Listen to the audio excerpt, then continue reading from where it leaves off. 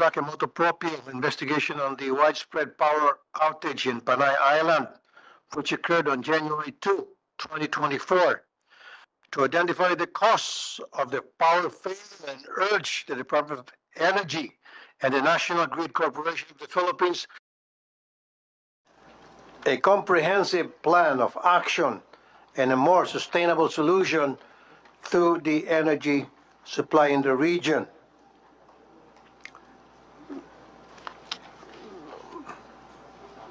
May we request the committee secretary to acknowledge the resource person present today?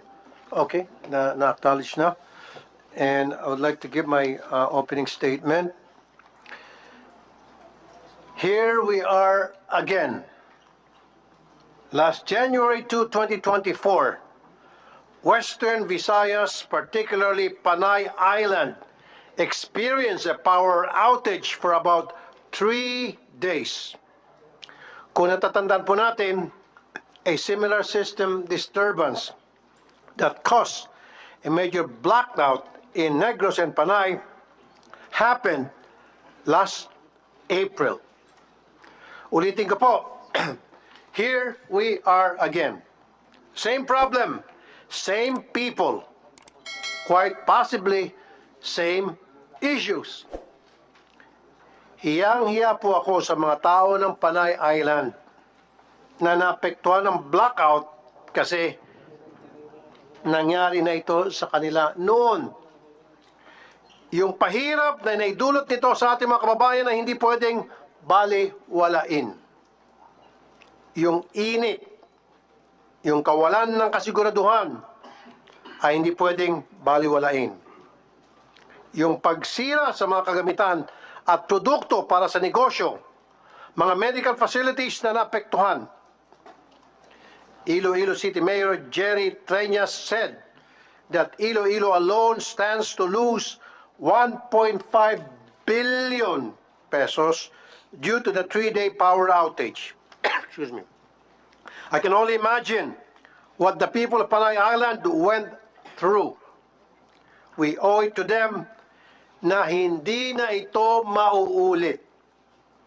And so, para sa mga nandito ngayon sa hearing na ito, mga government agencies, DOE, ERC, NEA, mga power industry players, NGCP, IEMOP, PELRECA, excuse me, ang mga representatives of those affected by the power outage, particularly our local government executives. Huwag na po tayo magturuan. Base sa mga narinig ko at nababasa na mga statements sa balita, turo-turuan na lang ang ginagawa. Wala pong maitutulong ang ganitong klaseng usapin. Isa lang po ang request ko sa atin ngayon. Para mapabilis ang hearing natin, imbis na mag-Poncio Pilato o maghugas ng kamay, sana po kusa na ninyong ipaliwanag kung ano po ang inyong pagkukulang at bakit naulit ang pangyayaring ito sa Panay.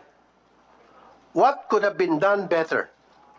What changes should we make to prevent this from happening again? Our people deserve nothing less. Gumawa na tayo ng tunay na solusyon sa power integrity at grid stability sa Panay Island. Let's not wait for this to happen again or to happen in other similar areas. And so for today, gusto ko pong maliwanagan tayo sa 4 na bagay. Una, what was the cause of the power outage? Lack of action from NGCP in implementing a manual load dropping. Nagkulang ba ang mga GENCO o power plants? Ano ang sanhi at bakit nag-trip at matagal nakabalik online?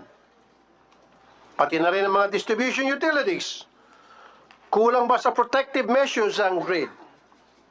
Ang mga planta, ang mga distribution utilities. Pangalawa, How similar is this case to the April 2023 na Panay blackout? There have been findings made by DOE on the blackout and measures that have been recommended. Were there measures carried out? If yes, how can this happen again? Is this still because hindi pa din natatapos ang Cebu Negros Panay Backbone Project? Pangatlo, what could each power industry player do to avoid this from happening again sa Panay or other similarly situated areas? At pangapat, who should be held liable for the losses of those affected by the blackout? What is the liability of those responsible for the blackout? Hindi pwedeng sorry na lang parati. Damage has been done and reparations need to be made. I expect full cooperation from everyone today. Mahiya na lang tayo sa mga tao na naghirap at sa mga taong bayad ng napakamahal na kuryente. They really deserve better. And before I continue, I would like to acknowledge the presence of Senator Ruin Gatchalian. Good afternoon, sir. And of course, Senator Chis Escudero. And now, is there anybody from my colleague, Senator, who would like to make an opening statement as well? Senator Riza, please. Salamat, Chair. Magandang araw at manigong bagong taon po sa ating lahat. Bagamat sa totoo lang, nakakalungkot at nakakagalit na gaya ng sinabi na ni Chair, nandito na naman tayo sa panibagong investigasyon para sa panibagong blackout na nagdulot na naman ng malaking aberya at pagdurusa sa ating mga kababayan. Wala pa ngang isang taon yung nakaraang investigasyon ng Senado sa issue ng power outage sa bansa. Hindi na tayo natuto. Hindi na tayo nadala. Noong Enero 2, 2024, malawakang power outage ang sumalubong sa milyon-milyon sa aking mga kasimanwa sa Panay at Guimaras. Nagtiis sa kadiliman ang napakaraming kababayan sa kanilang mga kabahayan habang napilay ang operasyon ng mga opisina ng gobyerno, ospital at eskwelahan. Malaking dagok ang dulot ng blackout sa mga negosyo. Gaya din ng sinabi ng Chair, sa Iloilo City pa lang, tinatayang 1.5 billion pesos ang nawala sa economic output ng syudad dahil sa ilang araw na walang kuryente. Sana'y masagot sa ating investigasyon ang pangunahing tanong ng ating mga kababayan. Ano ba ang nangyari? At sino ba ang dapat managot sa malawakang blackout sa Panay at Guimaras? At mas mahalaga, paano ba natin masisiguro na hindi na mauulit muli ang blackout sa mga darating na linggo at buwan, lalo na't palapit na ang summer season?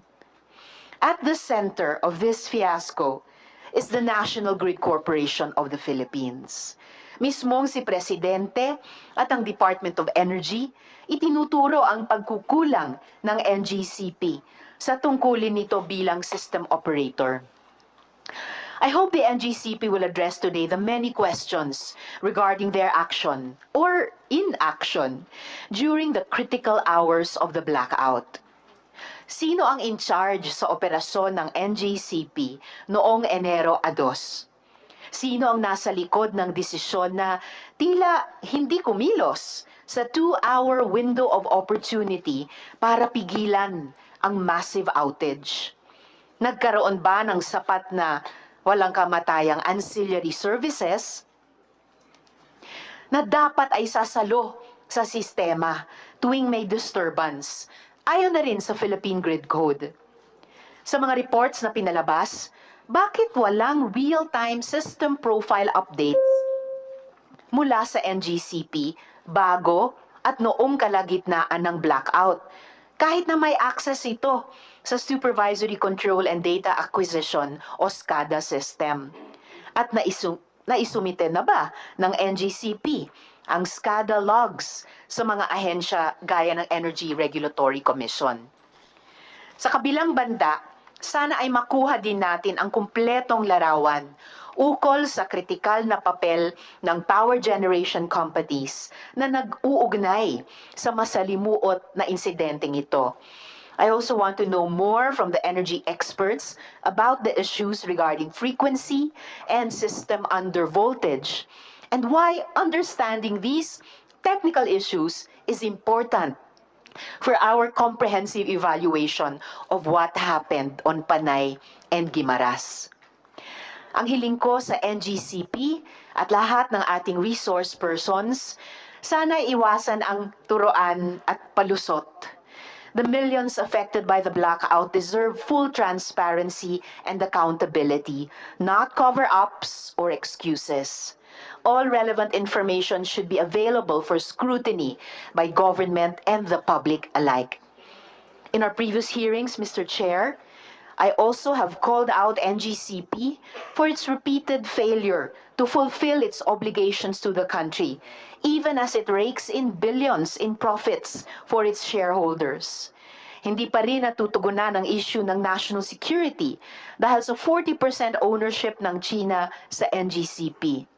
Sinusulong din natin ipatupad na ang refund ng 200 billion pesos na pass-on charges ng NGCP sa mga consumer matapos i-disallow ito ng ERC noong nakaraang taon. Kung makukumpirma sa ating pagdinig na naging pabaya o incompetent ang NGCP sa obligasyon nito bilang system operator ng power grid ng bansa, oras na para simulan na ng Senado ang review ng mismong legislative franchise ng NGCP. Matagal na ring sinabi ng National Transmission Corporation o TRANSCO na handa itong gampanan ang obligasyon ng NGCP bilang system operator. It is time for the dysfunctional cycle of unending blackouts and expensive power costs to end. Kung hadlang ang NGCP sa pagtupad ng pangarap para magkaroon ng mura at maaasahang supply ng kuryente para sa bawat Pilipino, oras na para alisin ang hadlang na ito. Maraming salamat po, Mr. Chair.